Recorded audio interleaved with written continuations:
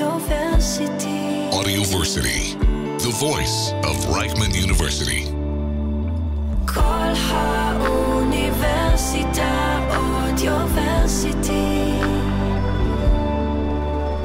The Baal Shem Tov has these whole teachings about how do we not push away, and that when we push away, as he says, when we have these sort of psychic assaults and we push them away, then actually they only multiply. They grow stronger. They attack us more because we're just feeding that same energy of aversion, right? That same energy of resistance.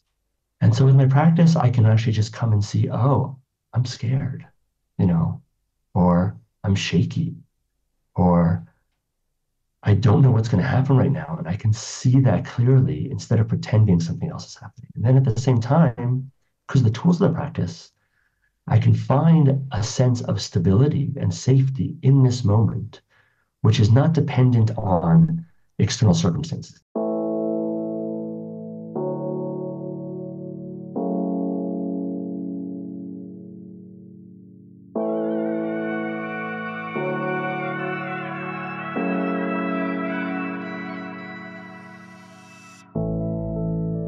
Welcome to Raw, a podcast where we confront the complexities of war from the inside out. I'm Anouk, a journalist, author, yoga teacher, and meditation practitioner. Raw, or war spelled backwards, symbolizes how many of us feel in the face of the Israel-Gaza conflict: exposed, vulnerable, and seeking understanding. Here, we don't just discuss the external battles, but dive deep into our internal struggles, examining how this violence has shaken our very core. Join me in conversations with philosophers, psychologists, and spiritual leaders as we explore how to navigate these painful times with wisdom and resilience, finding guidance for our own paths through this raw, unfiltered world.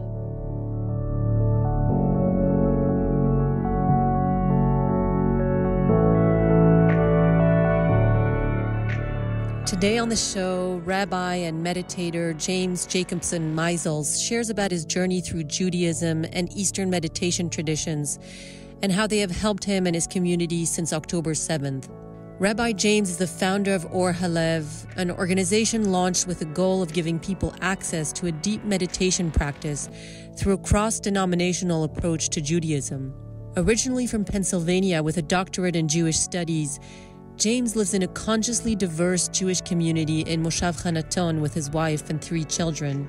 Today, we'll talk about why James sends his children to a joint Arabic-Hebrew school, why as an Orthodox Jew he sought refuge in meditation to heal his anxiety and depression, and we'll discuss tools to approach our inner battles with more wisdom and compassion.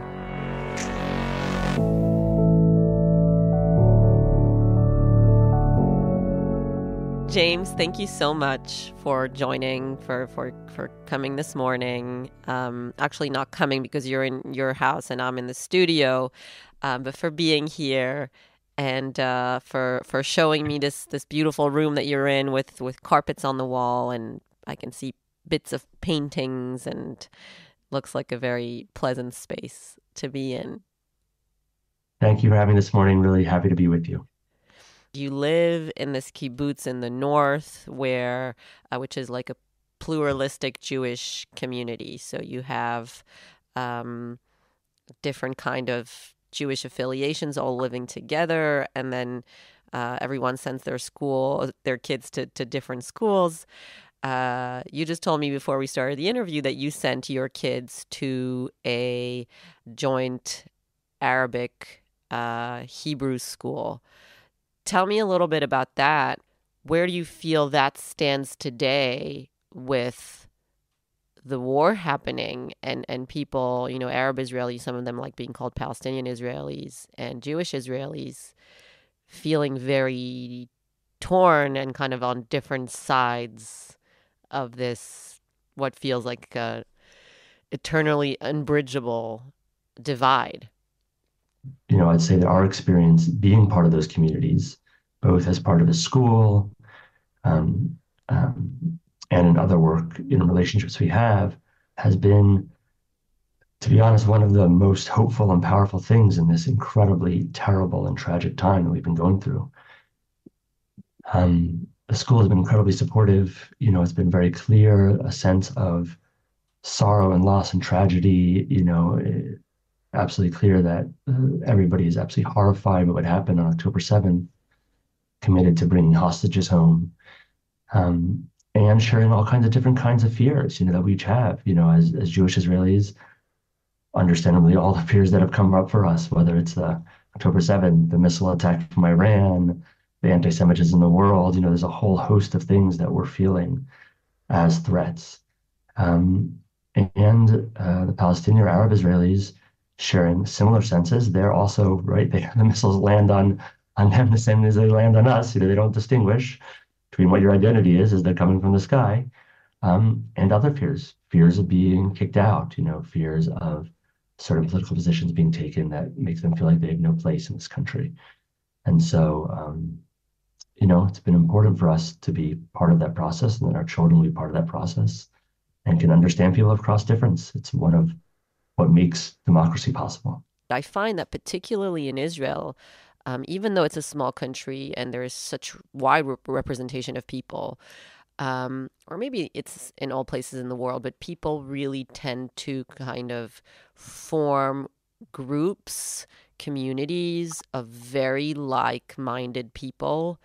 And so I find that it's actually very, very easy to spend almost, 95% of your life being with those people. And I have to say, I'm one of them. I live in Tel Aviv, Old North, like even within Tel Aviv, which is a bubble, complete bubble in and of itself. You have like these neighborhoods which mean something. And the Old North is perceived as having like families close to the park, relatively high socioeconomic level. I would say a majority of Ashkenazi descendant Jews. And there's something very easy about that. It's extremely easy when I send my kids to school, which is 2 minutes away from my house, that the people who send their kids to school have the same values and have the same customs and think the same about a lot of things, and in my case are, left-wing and secular, like you said, bridge the chasms, bridge the divides. How do I start feeling like I can understand other people if I don't spend time with them? And actually, I started hiking the Israel Trail once a month. It's like once a month over 3 years. And it's what I can do because I have young children and I can't now take 3 months to go hike the Israel Trail. So once a month I meet with this group. And the group is like primarily made up of settlers. I will call them settlers, people who live in the settlements, or other people will call it Yehuda v'Shomron or the West Bank. And I had some preconceived ideas based on everything that I'd heard for 38 years. And I think part of me wanted to be in that group because I find that the polarization, the kind of extremism of pushing people that don't think like us away and shaming them and pointing the finger at them, wherever, we see it everywhere in the world, where there's people now shaming, every single Israeli, and in many cases every single Jew, or if it's Israelis, saying all the Palestinians are like no one there is innocent and all of that. It kind of tends to push people into those positions where they become more extreme because they feel so attacked and so misunderstood. And so I really admire what you're doing, especially because I find that it's a very hard place to be in. It's much easier to stay with your own people and to feel good within that, right? It's definitely easier to stay with your own people. It's easy. There's less friction. There's less challenge. There's less confusion. But as we can see here in Israel, and as you said, everywhere in the world, it's also a recipe for disaster. I mean, we're a society, as you said, which has become so tribal and so divided into different identity groups along so many different lines, that it can be very hard to reach across those lines and really create dialogue. That dialogue might create agreement. It might still have disagreement. It might have disagreement in some areas, but actually there are areas we can agree, even if we have fundamental and deep disagreements in certain areas, right? It doesn't, when we get trapped in a sort of identity bubble, what happens is there's me and there's the other person who's the enemy, and everything is in conflict, right? Everything's in conflict. But that may not be the case. Maybe this particular thing is in conflict. We don't have agreement about that, but we can have agreement about lots of other things. And I think it's one of the great dangers in our society right now. It's why my kids go to that school. It's why the community I live in. It's also the work I do, Or Halev. We're very committed. We're an organization that does Jewish meditation and spirituality. And one of the beautiful things about the work we do is that we have a really vast range of people who come and participate in our programs and retreats. That's from secular to ultra-Orthodox and everything in between. And they come and can really see that there's a shared yearning for waking up, for presence, for love, for connection, for healing, for a deep connection to the Jewish tradition. It's important all the time. It's an important part of, I think, every human life. And as Jews, certainly, and as Israelis, it's a constant, I think, part of our life, a sense of threat and uncertainty and trauma is both our own and intergenerational. And of course, since October 7th, all of those feelings have just been heightened, by 10 times. And so the ability to come together, to be together across differences, but also to heal and to see the kind of alignment of our hearts in a certain way. Right? There's a way in which we all want this sense of connection, of okayness, of a basic sense of safety, of a heart and system which is open and flexible and ready to be in dialogue. I have a memory of many years ago, I'm trying to remember what year exactly, maybe 2012 or something, quite early, 13 in our work. We ran a retreat, and I just had this particular memory of a ultra-Orthodox man and a secular woman who sat near each other on retreat. They just happened to be, it's a hall, you sit somewhere, they happen to be near each other. And then at the end of our retreats, we usually have a sharing circle where people can share quite briefly, 30 seconds, a minute, about something that they experienced on retreat that they want to share with the community. And both of these people shared very similar stories. They talked about how when they sat down, they had this strong feeling of, that's the enemy. It's like, this is me, that other person there looking like that is the enemy, is the bad guy. And having this strong sense at the end of retreat that there was a sense of, oh, this person like me has the same basic needs, has the same basic yearnings, that we can connect on this level, even if we still might disagree strongly on our spiritual path, the way we're going to practice Judaism, our politics. There might be many things we still have strong disagreements on, but there's also a way of seeing that sense of also deep human connection, right? That is part of us as well. Yeah, I think that kind of fortunately and unfortunately, that is something that can almost only happen when people come together physically. I mean, not touching. These people weren't touching, but they were in the same space. From an evolutionary point of view, we are wired to connect, to look at each other in the eyes, to kind of in some cultures to embrace, to bow to each other, to shake hands, to smell each other, we're mammals.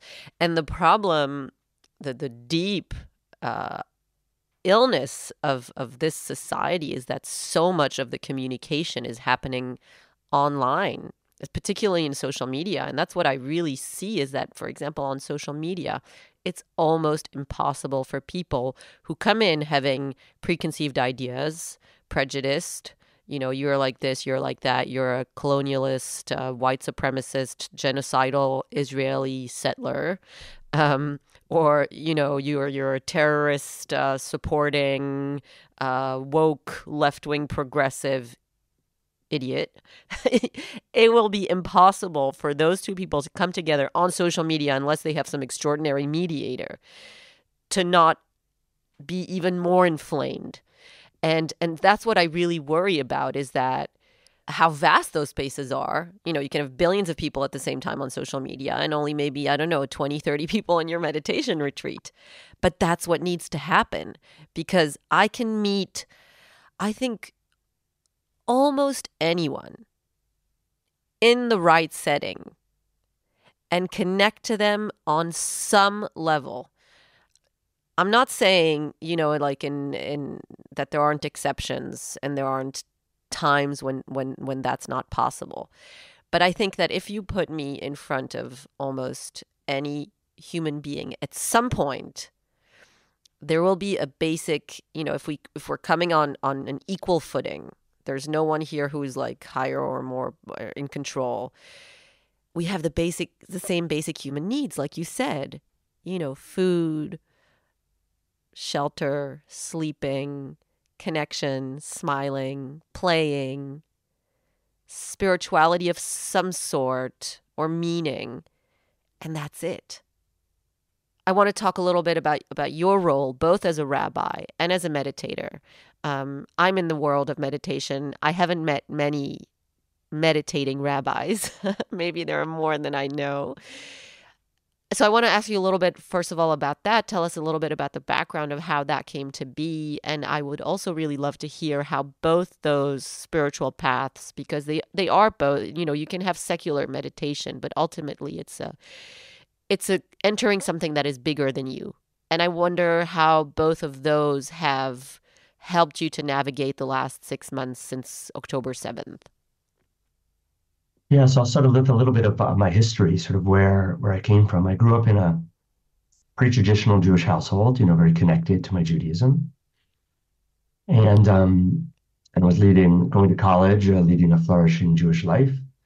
And I started meditating, first of all, really just from suffering. I was, for various reasons, had entered into depression and anxiety, was just experiencing a tremendous amount of suffering and actually couldn't sleep. I had also damaged my body in various ways. And so I was working with a physical therapist, and he recommended meditation. And I said, okay, I'll try that. And I went and bought cassette tapes, for those of us who are the age who still remember those. So I had these green cassette tapes by John Kabat-Zinn, sort of secular mindfulness teacher, and started doing that every night. Started with 5 minutes, and pretty quickly it was just, powerfully obvious that this was a different way of relating to my experience. I didn't even know it. I didn't know that I had been running away from my experience, but I had been. I've been running away from my experience, not really willing to share and see what was actually happening there. And probably the fundamental transformation of beginning that practice was the practice of turning towards, of just really being with what was arising right now, of really opening to it, welcoming, meeting with love and care. And so pretty quickly that went from 5 minutes to at least 45 minutes a day, and has only grown from there. And had some powerful transformative effects, tremendously healing for me, really transformative in terms of my own, experience of depression and anxiety. Some powerful moments as I've been practicing for a while of really seeing the anxiety as this huge, like green monster coming to eat me, and saying, all right, come on in, like, I don't need to fight you. You can just come on and eat me. Go for it. And then amazingly in that moment, it of course like dissipates and disappears, right? When we're not feeding it with our own resistance, there's all of a sudden all this space there that we can work with. So at the same time, I was still, deep in my Jewish practice and feeling it very helpful in many ways with the learning, the prayer, tefillah, etc. And as I continued to learn and study, I started to see aspects of Jewish learning that I had not been exposed to as a child, for certain, primarily the mystical tradition. So in Kabbalah and in Chassidut, that were deeply in line with my meditation practice, that had the same understanding of the divinity of all, that helped to see this sense of unity and connection, that taught these practices of non-resistance. So the Baal Shem Tov has these whole teachings about how do we not push away? And that when we push away, as he says, when we have these sort of psychic assaults and we push them away, then actually they only multiply. They grow stronger. They attack us more because we're just feeding that same energy of aversion, right? That same energy of resistance. And rather, we need to welcome them in, just as I did with the anxiety, right? And transform it. And so that was very powerful for me to see these teachings in my tradition that felt deeply resonant. And it also gave me, again, even though I'd grown up in a traditional household and had a lot of love for my Judaism and was learning it, there wasn't any negativity or opposition there.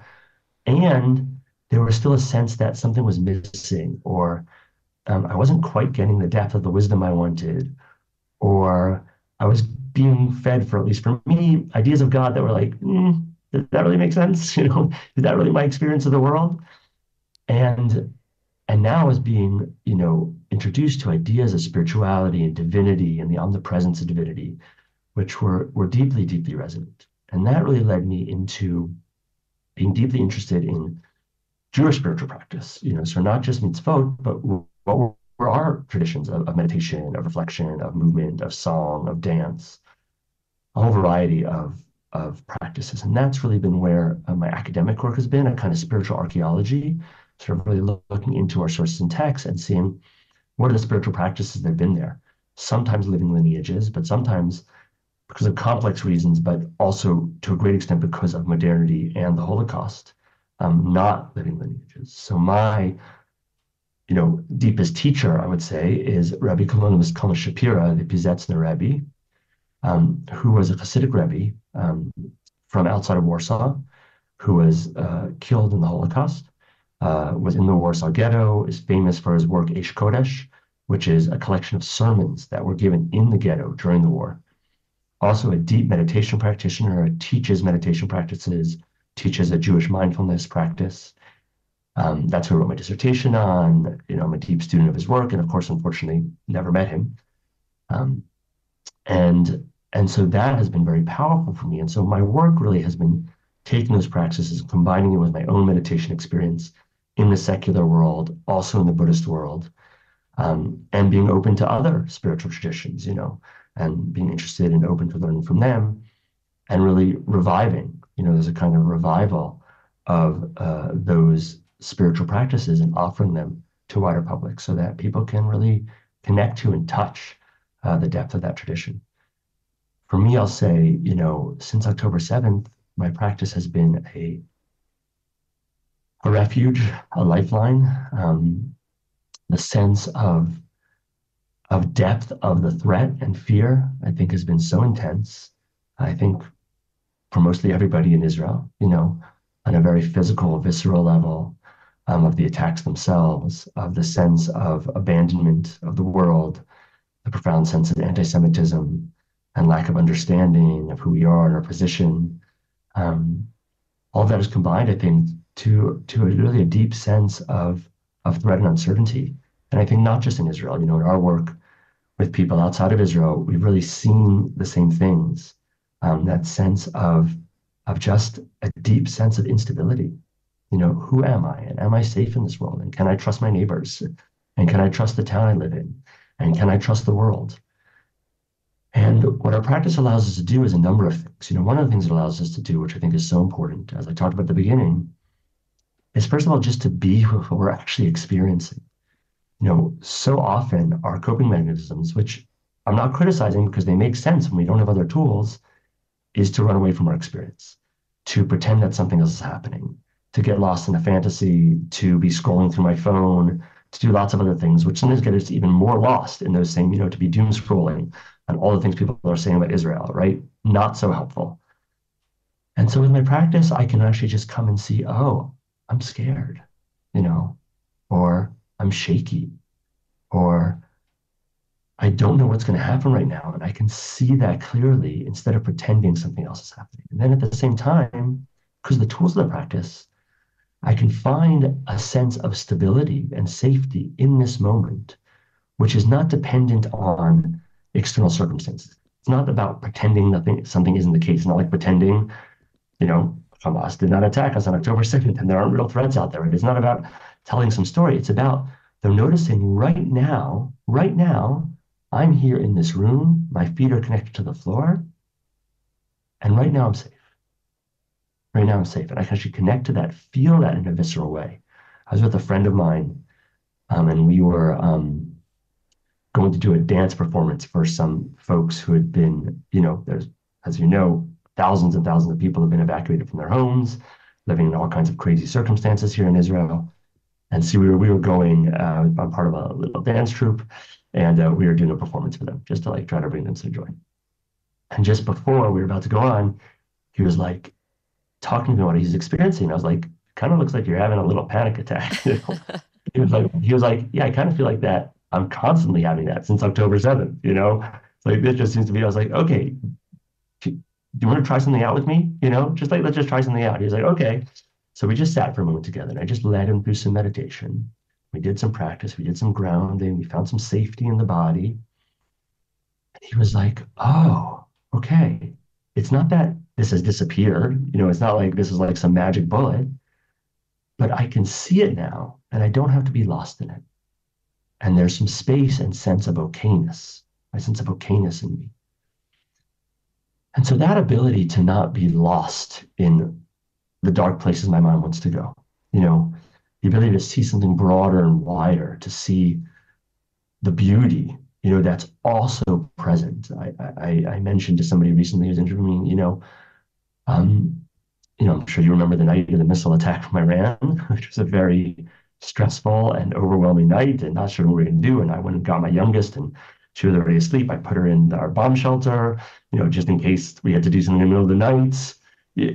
There's things that many, many people did. And then the next day I was with another one of my children and there was this beautiful sunset. And we stopped for a moment and noticed this gorgeous sunset. And that was also true. Right? That was also true.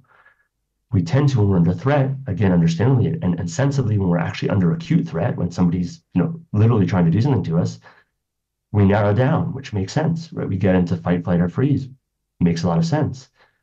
But it doesn't make sense to continue to live from that place because it's a very narrow place. It's a place that not only is going to cause a lot of suffering for us, it makes me we're going to lost in that fight, flight, or freeze response. But it also means that our whole world is narrowed down. And our flexibility, our openness, our creativity is extremely limited. It's extremely limited, right? And I don't know what the solution is. Like, I'm not coming here pretending that I know how we're going to solve this and I know we're going to move forward. I do not know. I don't know. What I do know is that if we're going to create a healthy society, if we're going to solve this, if we're going to create peace and opportunities for us to all live with dignity, it is going to take creativity. It's going to take opening our mind up and thinking in new and different ways. And we're not going to be able to do that if we're constantly caught in the sense of fear and threat. And it's not just meditation that teaches that. People can sometimes have like also preconceived ideas about meditation.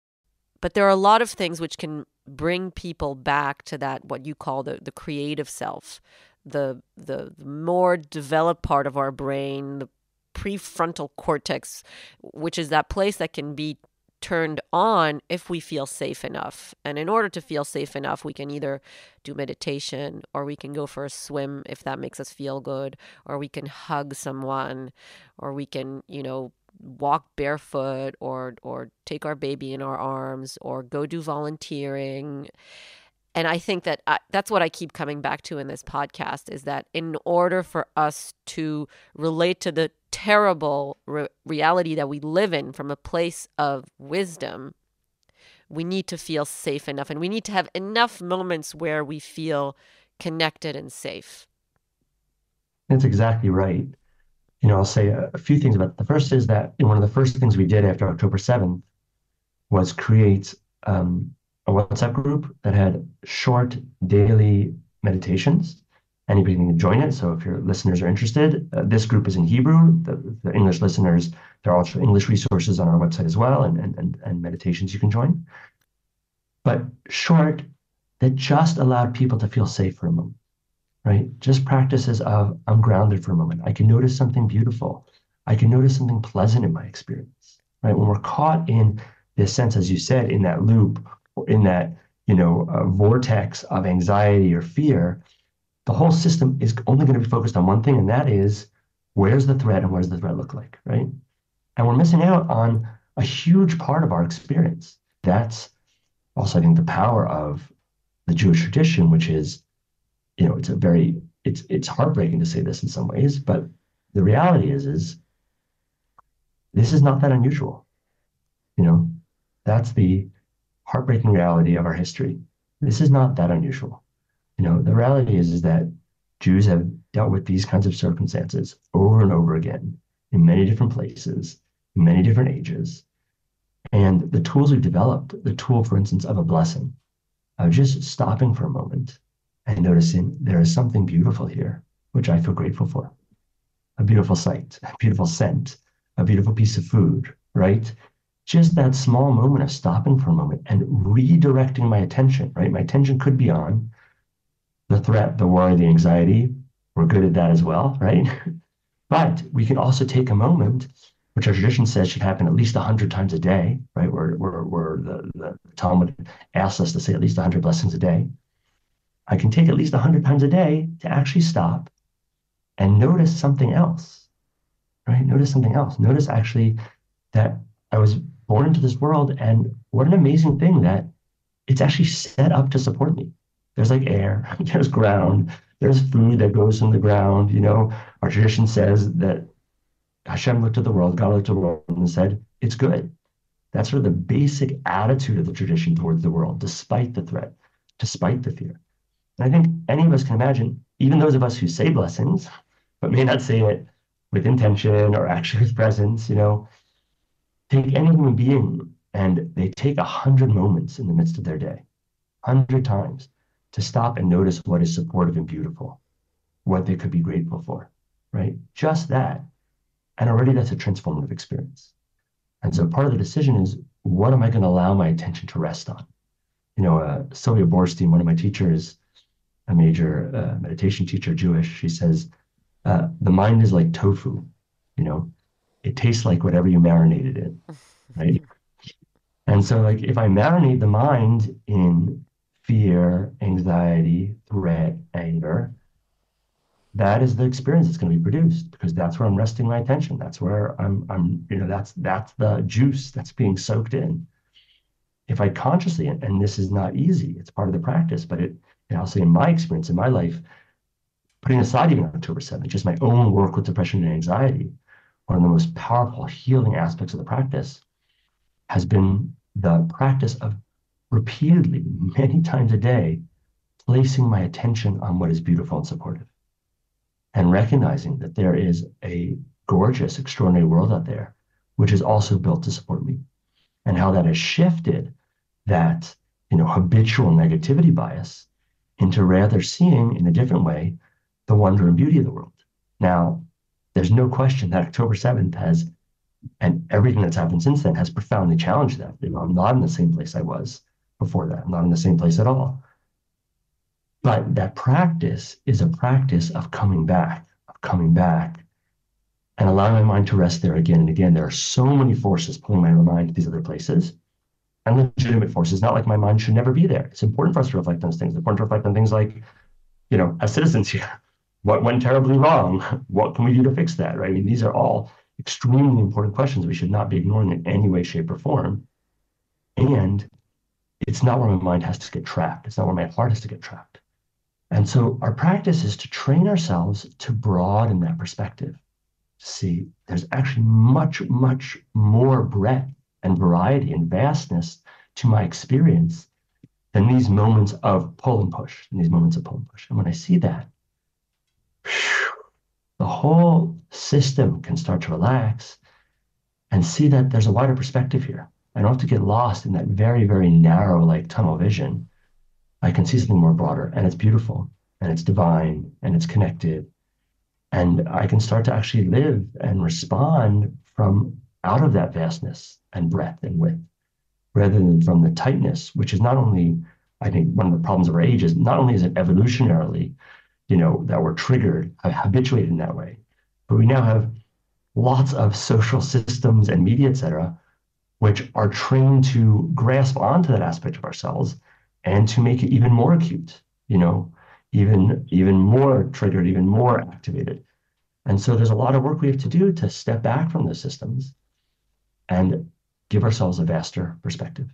You and I know that even for the most advanced meditators, it's extremely hard to do in this day and age. And that's just something that I want to say, because I don't want anybody listening to this saying, I'm not good enough, because I will never be able to do what James, says or Nuke says, or these meditators probably, are able to do. Because I think when us as individuals live in a society whose entire workings are built and created so that your attention is constantly swept away, whether it's news or social media or just the fast-paced modern lives, it's very, very, very hard to go against that. And so that's at least not what I'm saying is, you should always be able to go against that. But doing something small, whether it is 5 minutes of meditation or writing down 3 things that you're grateful for, or taking a deep breath, or going for a swim, or giving someone you love a hug, those small things are in themselves, I think, like a huge revolutionary act when you live in this society. And so if that's what you start with, that's extraordinary and good enough. None of this is being said as this is what you should do. All of this is being said as here are some options that you might want to play with and try out. And we don't have to think about, did I do it yesterday? Did I not do it yesterday? How about just, what do I do right now in this moment? I could just stop right now and ask, as you said, I could hold hands with somebody. I could notice something beautiful. I could put my phone away, right? As I notice the benefits of that, I might make some stronger resolutions or practices around that, which can be difficult to be in countercultural, and people spend billions and billions of dollars to grab our attention. Very smart people spend a lot of money to grab our attention. So there's a lot of work to do in the opposite way, but it has to be done, or it has to be done. Our invitation, at least in the way we teach, is that can be done on a foundation of compassion, that we can have a great deal of just care and intimacy and tenderness with the full range of our experience, which is going to include, for all of us, all kinds of things: fear and anger and shame and confusion, and not because we're bad or terrible, because we're normal human beings. The Piaseczner Rebbe, one of his teachings on his meditation practice, actually recorded by a student of his who fled Poland across Russia, ended up in Kobe, Japan. Not many Jews ended up in Japan during the war, and sat down and wrote down a reminder to himself of his learnings from the Rebbe, being so far from the community. And so he wrote down a description of the practice, of one of these practices, and he wrote down one of his teachings of the Rebbe. And the Rebbe said that if we really just pay attention to our mind for one day, we'll see that there's almost no difference between ourselves and a crazy person. It's just that we don't act on all those thoughts. And I remember the first time I read that, I was like, oh, that is very comforting. That's very comforting. As anybody spent any time doing meditation or observing your mind, you'll notice that the mind is wild. The mind is wild. We think all kinds of crazy stuff and all kinds of complicated emotions and experiences. And we don't have to beat ourselves up about it. We can just notice, oh, that's part of normal human experience. That happens. And I can have some compassion and care towards it.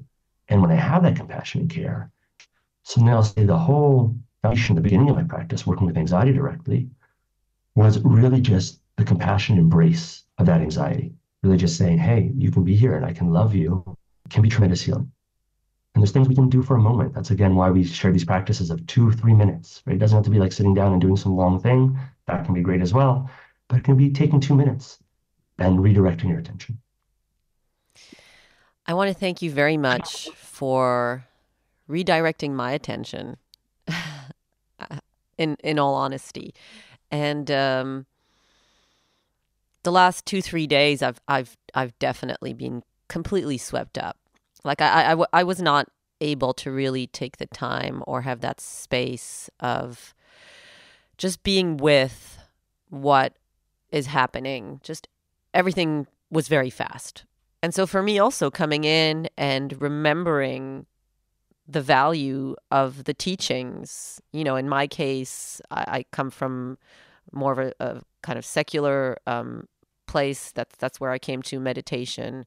And in your case, you have these beautiful additional teachings from Jewish spirituality, which is beautiful. And just remembering that has been really valuable for me. So thank you so much for joining me and for sharing your wisdom. Thank you so much for having me here. Really a delight to share and practice. And I'll just mention, organization is Or Halev, Light of the Heart. You can look it up online at orhalev.net. Courses, retreats, a whole range of resources to just find some sense of sanity.